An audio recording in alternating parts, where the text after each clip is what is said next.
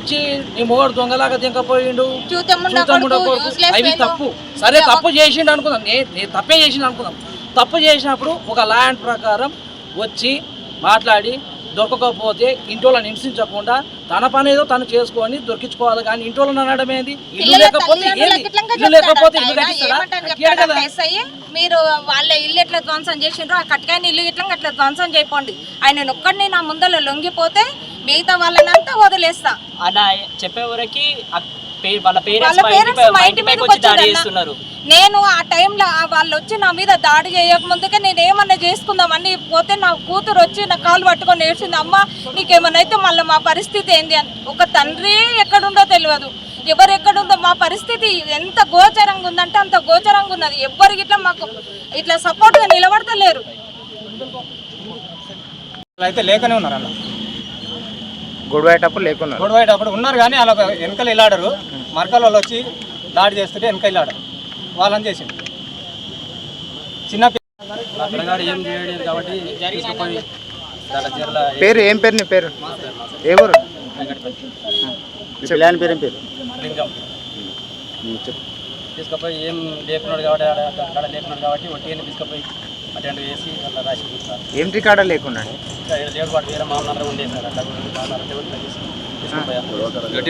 గట్టిగా చెప్పు, కొద్దిగా అర్థం అవుతుంది. ఈడ నేను ఎవరు కొట్టేటోళ్ళు ఎవరు లేరు, గట్టిగా చెప్పు. ఎవరు కొట్టలేదు సార్, ఆడైతే కొట్టలేదు. లేవని తీసుకుపోయి లోపలేసి సార్. నిన్ను బూతులు తిట్టిరా? తిట్టింది సార్. తిట్టినే చెప్పు, గట్టిగా మాట్లాడు. కొన్ని జీవితం సాగుతుంది మాది. వీరన్నపల్లి నుండి అక్కడ కర్ణాటక పెళ్లి కిరాయి పోయి వస్తుంటే ఈడ తంగల్పల్లి కాడ ఇట్లా మత మార్పిడి ప్రార్థనలు జరుగుతున్నాయి. అక్కడ లొల్లి అవుతుంటే మా ఆయన నేను ఏమైందని నిలబడి వాళ్ళు బాగా రెచ్చగొట్టేటట్టు మాట్లాడిర్రంట. రాళ్ళకు ముఖ్య ముండా కొడుకులారా మీకు హిందుత్వం అవసరమా అన్నందుకు మా ఆయన మెసేజ్ పెట్టాడు. హిందువులంతా కదిలిరండి, ఇట్లా మాట్లాడుతున్నారు వీళ్ళందరూ అంటే చెప్పిండంట. చెప్పినందుకు మళ్ళీ పిల్లలందరూ వచ్చిన తర్వాత మా ఆయన అందరిని ఆపేసిండంట. వద్దు, చేతులు చేయకండి, ఇవన్నీ ధ్వంసం చేయకండి అంటే అని చెప్పిండంట. అయినా పిల్లలు వినలేదు, వినకుండా వాళ్ళు అరెస్ట్ చేసిర్రంట. అయితే కేసు బుక్ చేసిర్రంట. కేసు బుక్ చేసి మా ఆయన నేవన్గా అరెస్ట్ చేసిర్రంట. అటెంప్ట్ మర్డర్ కేసు కింద బుక్ చేసిర్రంట. ఎక్కడుంటే అక్కడ అరెస్ట్ చేయాలంటుర్రంట. మా ఆయన చేసిన తప్పేంది? మా ఆయన ఏమన్నా ఎవరన్నా హత్య చేసిండా, ఏమన్నా ఇంకేమన్నా అరాచకాలు చేసిండా? ఇడిపియనికపోతే ఇంత అరాచకం మా పోలీసు వాళ్ళది. ఇంటికి వచ్చి ఇట్లా అడ్డగోలుగా నేను నా కూతురు ఉంటే అడ్డగోలుగా వచ్చి ఇంట్లో వచ్చి ఏదో ఆయన పాకిస్తాన్ ఆయన లాగా జొరబడి ఇంట్లో మొత్తం సర్చ్ చేస్తుండ్రు. లేడన్నట్టు దొంగలాగా దెంకవేయండు. నీ మొగడు ఏడుండో చెప్పు. చూతేముంటా కొడుకు హిందువు అయ్యి ఒక హిందువు ఉండి హిందువుకి ఇల్లు గతి లేనప్పుడు హిందుతత్వం ఎందుకు నీ మొగడికి? ఇట్లా మాట్లాడుతుండే ఆయన వచ్చి ఎస్ఐ అన్నాడు. పేరమ్మా? ఎస్ఐ పేరు నాకేం తెలుసు అన్న. నేను రికార్డ్ చేద్దాం అనుకున్నా కానీ అవన్నీ వాళ్ళని చూసే వరకు నాకు బాధ తట్టుకోలేకపోతున్నా. అందరూ యూజ్లెస్ వేలో చూత్యముంటా కొడుకు ఇవన్నీ అన్నాడు అన్న. ఇప్పుడు కాదన్నా, ఇద్దరు మేము వాళ్ళ తమ్ముడిని, ఇతనేమో వాళ్ళ కొడుకు. అంటే ఈయన జాబ్ పరంగా ఎక్కడో వెళ్ళిపోయాడు. మేము శ్రీశైలం వెళ్ళాం. మాకు తెలియదు అసలు ఆ స్టోరీ ఇట్లా తెలియదు. 11:30కి అట్లా ఫోన్ చేసింది, ఇట్లా పోలీసులు వచ్చారు ఏంది ఇట్లా అని. అంటే ఏమైందంట బాయ్ అంటే ఇట్లా ఏదో స్టోరీ అయిందని నాకు ఫోన్ చేసింది. నేను ఫోన్ చేసి చెప్పిన ఒక ఇద్దరు ఆడవాళ్ళు ఉన్నప్పుడు ఏదో రెస్పెక్ట్గా పిల్లాడు ఊరి మన్మడు. ఆ పిల్లాడు గొడవ అయితే అనవసరమైన పిల్లానికి ఎలాంటి సంబంధం లేదు. గొడవ అయితే ఎవరైనా నిలబడతారు రోడ్డు మీద. ఆ పిల్లాన్ని కూడా వేసుకొని పోయాడు. కనీసం సార్ ఆ పిల్లానైనా వదలండి, ఆ పిల్లలను వదలండి. ఆ పిల్లలకి ఎలాంటి సంబంధం లేదు సార్. ఆ పిల్లలు అసలు గొడవల అటాక్ చేసినట్టు మేడం కూడా బరాబర్ చెప్పింది. మేడం కూడా పిల్లలు ఏమన్నా చేసినట్టుంటే పిల్లలు అరెస్ట్ చేయి, బరాబర్ చేయి. ఎంపీ మేడం సార్, జిల్లా అధ్యక్షుడు, జిల్లా కన్వీనర్, బీజేపీ అధ్యక్షుడు, ప్రతి ఒక్క బీజేపీ అన్న వాళ్ళందరూ ప్రతి ఒక్కరు కూడా చెప్పినారు. చెప్పినా కానీ కూడా రిమాండ్ చేసేసాడు. కనీసం ఆ పిల్లలు 4 పిల్లలు ఎలాంటి సంబంధం లేదు. ఆ పిల్లలు భయపడి చెప్పారు. అంటే ఈ వీడియోలు ఎవరు ఉంటారు, ఆ వీడియోలు ఎవరు ఉంటారు. కానీ కనీసమైన పిల్లలు ఎలాంటి గొడవలకు పోలేరు. గొడవలు ఎవరు చేసిర్రు, గొడవలు ఎలాంటి కొట్టినట్లు ఎవరు ఉంది పూర్పు. ఆ పిల్లలు అసలు ఎలాంటి కొట్టినట్టు పూర్పు ఉంటే మేడం పట్టుకోమని టీకారణ మేడం బరాబర్ చెప్పేసింది. చెప్పినా కానీ కూడా రిమాండ్ చేసింది సార్.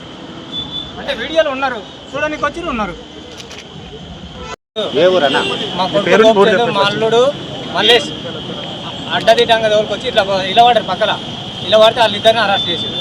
వాళ్ళైతే ఏం తెలియదు, వాళ్ళ దగ్గరనే పోలేదు, వాళ్ళిద్దరిని చేశారు. ఏం తెలియని పిల్లలని ఇద్దరిని కూడా పోయి చేశారు. అసలు వాళ్ళని కొట్టని కూడా పోలేడు. అరెస్ట్ చేసిన అంటే ఎవరు చేసిండ్రనా? అదే ఎస్ఐ సార్ చేశారు. పేరు చెప్పాలి కదా. SI sir Vikram sir arrest చేసిండు. ఇద్దరు పిల్లలను వద్దంటే కూడా అట్లే చేసిండు. ఆ పిల్లలని ఇద్దరిని నిన్న అది ఫస్ట్ లేకున్నది, వాళ్ళ పేరు లేకున్నది. నిన్న అది మొన్న వేసుకుపోయి ముందర వాళ్ళని చేసిండు. ఈరోజు నవపేట్ మండల్లో ఎస్ఐ అరాచకాల మీద తెలుసుకోవడం కోసం రావడం జరిగింది. ఈరోజు ఎస్ఐ గారు చేస్తున్న తీరును చూసినట్టయితే మరి ఆయన పాకిస్తాన్లో ఉండో ఆఫ్ఘనిస్తాన్లో ఉండో మనకు అర్థమవుతలేదు. ఇలా భారతదేశంలో ఉన్న హిందువుల మీద దాడి జరుగుతూ ఉంటే కన్ను మూసుకొని లా అండ్ ఆర్డర్ మెయింటైన్ చేయాల్సిన ఎస్ఐ దాడులను ప్రోత్సహిస్తున్నట్టుగా అనిపిస్తూ ఉంది. ఇక్కడ దాన్ని తీవ్రంగా ఖండిస్తూ ఉన్నాం. ఎస్ఐ గారు ఇలా ఇంటెలిజెన్స్ వాళ్ళు ఉన్నారు, మీరున్నారు, పోలీస్ స్టేషన్ దగ్గర ఉంది, మరి మీరు ఏం చేస్తారు? గొడవ జరిగే ముందు మీరు కనుక్కోవాలి. మత ప్రచారం చేస్తున్న క్రైస్తవులను వాళ్ళ ప్రచారం వాళ్ళు చేసుకోమని చెప్పాలి. హిందువుల దగ్గరికి వచ్చి మార్పు కమ్మని చెప్పే హక్కు వాళ్ళకి ఎక్కడిది? దాన్ని పక్కన పెట్టేసి ఇలా హిందువులను అరెస్ట్ చేయడం, నోట్లో బట్టలు పెట్టి కొట్టామంట ఎవరిచ్చారు రైట్లకు? ఇష్టం వచ్చినట్టు 30 మంది మీద 30 పైన కేసులు బుక్ చేసి ఒక భయం లేకుండా నువ్వు వ్యవహరిస్తున్న తీరును చూస్తే ఇలా మన దేశానికి, మన రాష్ట్రానికి మనకు స్వాతంత్రం వచ్చిందా లేకపోతే నైజాం గవర్నమెంట్లో ఉన్నట్టుగా ఉందా? నీకు ఎలా అనిపిస్తుంది? ఇలా కాంగ్రెస్ పార్టీ కొమ్ము కాస్తా ఉన్నావా నువ్వు? కాంగ్రెస్ పార్టీ వాళ్ళు చెప్తా ఉన్నా, మీ ఎమ్మెల్యే చెప్తా ఉండా, ఏం దౌర్జన్యం మీద అడుగుతా ఉన్నాం. ఇక ఇప్పుడు A1గా ఉన్న వ్యక్తి కనిపిస్తలేడు, ఎక్కడ దాచిపెట్టినా చెప్పాలి, బయటికి రావాలి. లా అండ్ ఆర్డర్ ప్రకారంగా నువ్వు అరెస్ట్ చేసినావు, కోర్టులో సరెండర్ చేయాలి. అది పక్కన పెట్టేసి గుడ్డలు నోట్లో పెట్టి కొడుతున్నావంట. గుర్తుపెట్టుకో ఎస్ఐ, రాబోయే రోజుల్లో బీజేపీ రాబోతుంది, మీ సంగతి చూడక తప్పదు. ఎవరైనా హిందువుల మీద దాడి చేస్తున్నావంట, లేడీ కానిస్టేబుల్ ఇష్టం వచ్చిన మాట్లాడుతున్నావంట. ఈరోజు ఏంటి ఈ దౌర్జన్యం? ఏంటి? ప్రమాదం జరగముందు చేస్తే అంతటితో ఆగిపోతుంది. ఇవాళ బీజేపీ పార్టీ వాళ్ళు ర్యాలీగా వస్తున్నారని చెప్పేసి ఆపోజిట్ ఎవరు తయారు చేసి ర్యాలీగా పంపిస్తున్నామంట. ఎవరైనా వచ్చి అడగడానికి వస్తే బెదిరిస్తున్నామంట. ఏ నియంత పాలన ఏంది ఇది? ఏమనుకుంటున్నాడు? సంగా చూస్తాం, నీ చిట్టా మొత్తం బయట పెడతాం, గతంలో చేసిన నీ వ్యవహారాలు మొత్తం తెలిసినాయి మాకు. నువ్వు ఎక్కడెక్కడ ఏమేం చేసినావు, నీ రాసలీలలు ఏంటి, నీ కథ ఏంటి, ఇవన్నీ బయట పెడతాం. నీ ఇదే పని మీద ఉంటాం. నీకు ఒళ్ళు దగ్గర పెట్టుకొని ఎవరి పనులు చేసుకుంటే మంచిగా ఉంటుంది. ఇంకొకసారి హిందువుల జోలికి వస్తే ఖబర్దారని హెచ్చరిస్తున్నాం.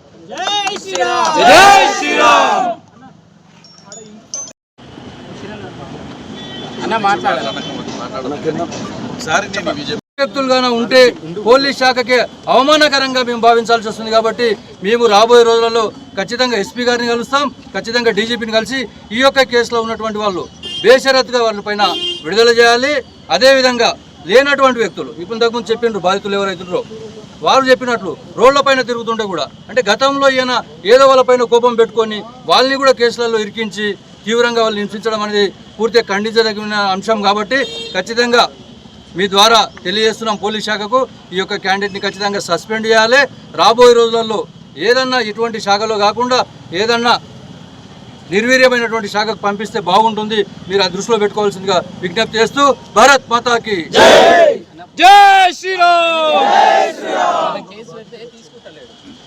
అది కూడా మనం బట్టలు పెట్టి కొడుతున్నామంట. కరెక్టా? ఇది చట్టాన్ని చేతిలోకి తీసుకోవచ్చా? నువ్వు ఇవన్నీ కూడా చాలా జాగ్రత్తగా గమనించాలి మీరు. ఇవన్నిటినీ కూడా అన్ని కూడా నోటీస్ పోతాయి. ఖచ్చితంగా మీరు ఏదైతే చేసిరో ఇవన్నీ కూడా కుట్రలు కూడా ఒక్కొక్కటి అన్ని బయటకు వస్తాయి. జై హింద్, జై భారత్, భారత్ మాతాకి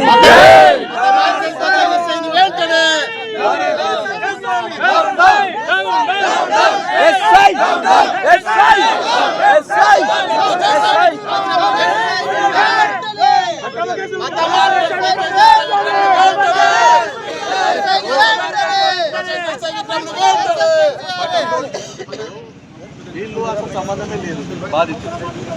వాళ్ళని ఎందుకు పెట్టాల్సి వచ్చింది కేసులా? ఎవరు లేరని చెప్తారో వాళ్ళు రిప్రజెంట్ ఇవ్వండి. తీసుకుంటలేరట కంప్లైంట్. ఎవరు చెప్తారు? వాళ్ళే చెప్తున్నారు.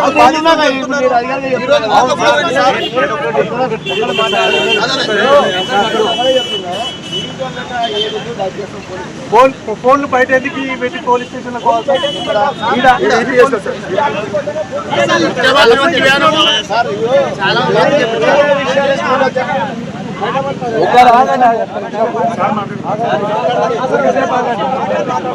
మీరు ఏం చెప్తారో రిప్రజెంట్ రాసుకోండి. మేము ఎంక్వైరీ ఉన్నదని దాని ప్రకారం అన్ని కేసులు ఉండొచ్చు. భారతీయ జనతా పార్టీ జిల్లా అధ్యక్షుడిగా ఒకటే డిమాండ్ చేస్తూ ఉన్నాం. ఈ యొక్క ఎస్ఐ గారు ఏదైతుందో గత చరిత్ర కూడా ఒక్కసారి చూడండి.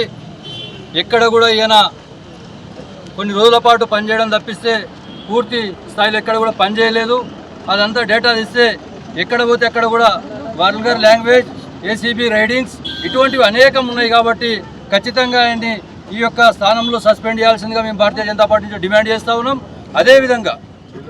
అదేవిధంగా ఈ యొక్క ఎస్ఐ గారు ఇక్కడ ఉన్నటువంటి కానిస్టేబుల్ అని అదేవిధంగా హిందూ సంబంధించినటువంటి సంస్థల వారిని ఇష్టం వచ్చినట్లు దూషించడం ఒక పనిగా పెట్టుకొని ఈరోజు ఆ ఇన్సిడెంట్ ఏదైతుందో చాలా రోజుల నుంచి కూడా ఈ యొక్క నవపేట మండలంలో ఈ మత ప్రచారాలు ఉధృతంగా అవుతున్నాయని చెప్పి భారతీయ జనతా పార్టీ కార్యకర్తలు ఇంటెలిజెన్స్ వాళ్ళకు అదేవిధంగా పోలీస్ స్టేషన్లో కంప్లైంట్లు ఇచ్చినప్పటి నుండి ఏ విధమైనటువంటి పట్టించుకోకుండా వాళ్ళని ప్రోత్సహిస్తూ మీరు పోండి, మీ ఎంబడి మేము ఉన్నాం, మీరు ఏ విధమైనటువంటి ప్రచారాలు చేసుకున్నా పర్వాలేదని చెప్పి వారిని ప్రోత్సహిస్తూ ఆ ఇళ్లకు పంపించినటువంటి వ్యక్తి ఎస్ఐ గారు.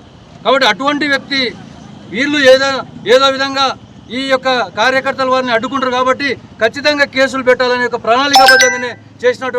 ప్రణాళికాబద్ధంగా చేసినటువంటి ఇన్సిడెంట్గా ఇది మేము పరిగణించాల్సి వస్తుంది.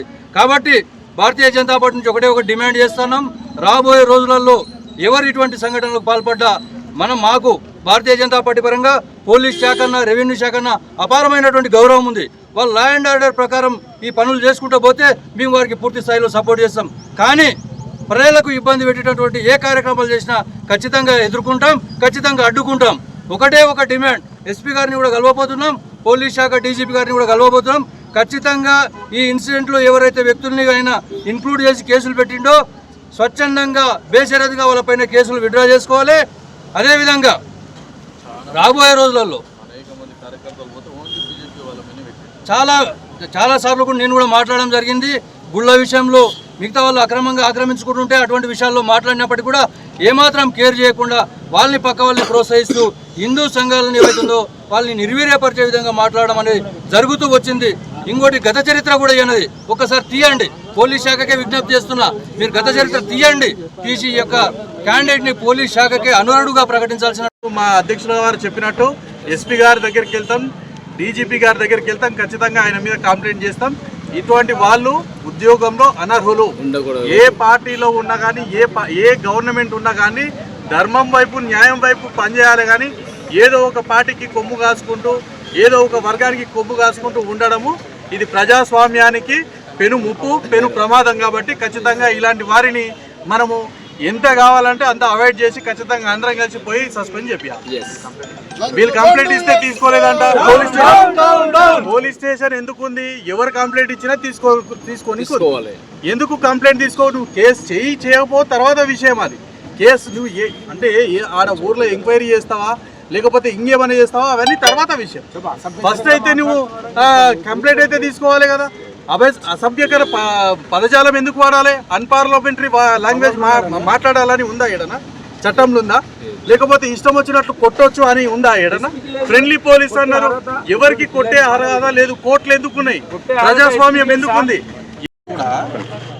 ఈయన కార్యక్రమాలే పేపర్లో ఎక్కువ రావడం జరుగుతుంది. అమాయకులైన ప్రజల్ని భయభ్రాంతులకు గురి చేసి ఫోన్లు బయట పెట్టాలంట. ఫోన్లు ఎందుకు బయట పెట్టి లోపలికి పోవాలి స్టేషన్లకు? డిఎస్పీ గారు ఆఫీస్ కాడికి పోతాం, ఎస్పీ గారు ఆఫీస్ కాడికి పోతాం, ఏ రెవెన్యూ డిపార్ట్మెంట్కి పోయినా ఎక్కడికి పోయినా కానీ ఫోన్లు బయట పెట్టి లోపలికి పోయే పరిస్థితి లేదు. మరి ఒక స్టేషన్ ఎస్ఐ గారు ఫోన్లన్నీ బయట పెట్టించి లోపలికి రమ్మనడం ఎంతవరకు కరెక్ట్? ఒక వర్గానికి మద్దతు ఇచ్చుకుంటూ ఒక పార్టీకి మద్దతు ఇచ్చుకుంటూ ఇది తప్పు. ఎందుకంటే మొన్న జరిగినటువంటి ఏదైతే ఇన్సిడెంట్ ఉందో ఆ ఇన్సిడెంట్లల్లో అన్ని పార్టీలకు సంబంధించిన వ్యక్తులు ఉన్నారు. కానీ కేవలం హిందూ ధార్మిక సంఘాలు ఏవైతే ఉన్నాయో, లేకపోతే భారతీయ జనతా పార్టీ ఏదైతే ఉందో వాటికి సంబంధించిన వారిని కొంతమందిని పెట్టుకొని ఇప్పుడు ఇక్కడ బాధితులు కూడా మీ కళ్ళ ముందరనే ఉన్నారు. అసలు దానికి మాకు ఎలాంటి సంబంధం లేదు. ఇంతకుముందు ఏదో గొడవ జరిగింది, దానిలో అసలు దానిలో ఏంది అని చెప్పేసి వాళ్ళు మాట్లాడుతూ ఉన్నారు. ఇటువంటి కుట్ర